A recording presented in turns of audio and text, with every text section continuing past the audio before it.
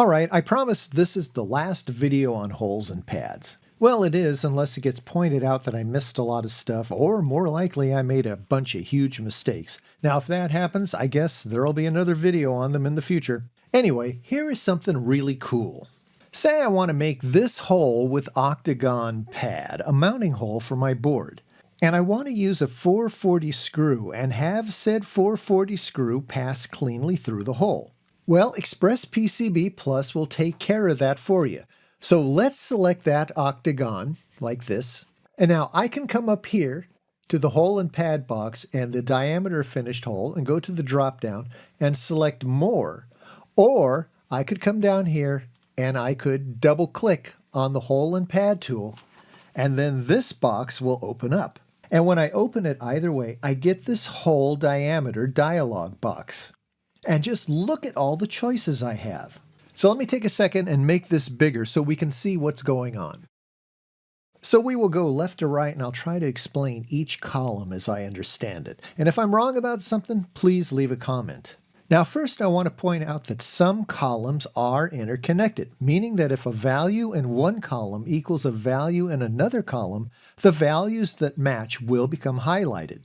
As an example, if I come over here and select the 440 free in the clearance pass-through column like this, you'll see that the 30 in the drill wire gauge column is also highlighted, meaning they are the same value or same size. And the same thing occurs if I come up and I select the M2 by 0.4 like this. You'll see that 0.0945 inches is highlighted in the metric column, indicating a match. Let me hit cancel and select that pad again. Now, just in case you didn't notice, as I selected the examples, the octagon pad started changing to whatever I selected. So when I selected the close 440 or the 440 close over here, you'll notice that the pad changed like this. And same when I selected the M2 by 04 like this, the pad changed again. Now this gives you a preview of what your pad will look like, but the pad will not change to those new values until you come down here and hit OK. Okay, let me hit cancel, then come back over here and select this again to open the window one more time. Now there are 6 columns and we're going to start with the first one. Now the common column just means a hole size in decimal inches. And as you can see, 0.046 inch is highlighted, and that matches what we made the hole initially and up here on the ribbon. Now if I come over here and I change it to 0.070 inches, you can see that the hole got bigger and other columns were highlighted, indicating a match.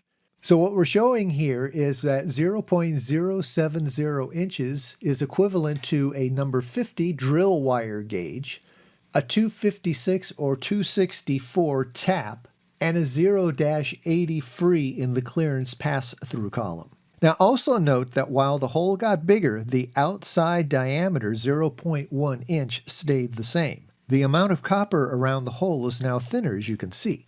But if I come down here and I select 0.192 inches like this, Express PCB Plus increased the outside diameter to accommodate it. Now, oddly enough, if you look up here in the hole and pad box, the size of finished hole data field reflects the new hole size, but the width and height data fields still display the original overall diameter of the pad at 0.100 inches. However, if I come down here and hit OK like this, and accept the new hole diameter value, it does change the values in the width and height data fields and tells you the new overall diameter of the pad.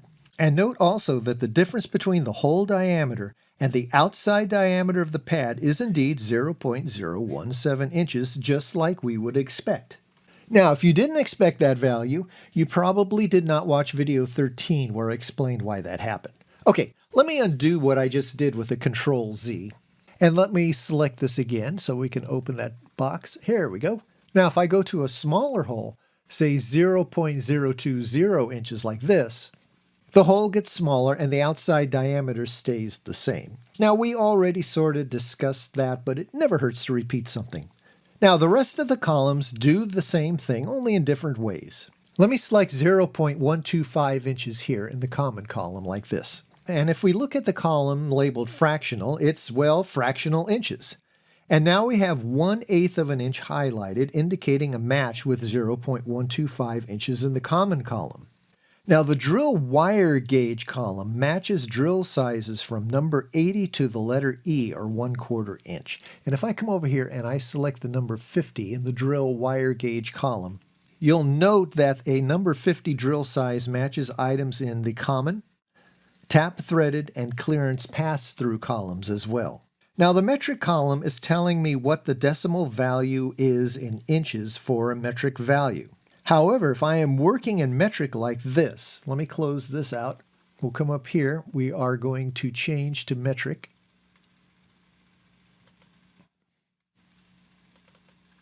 Now the metric column changes to metric values along with the common column. Let me change back.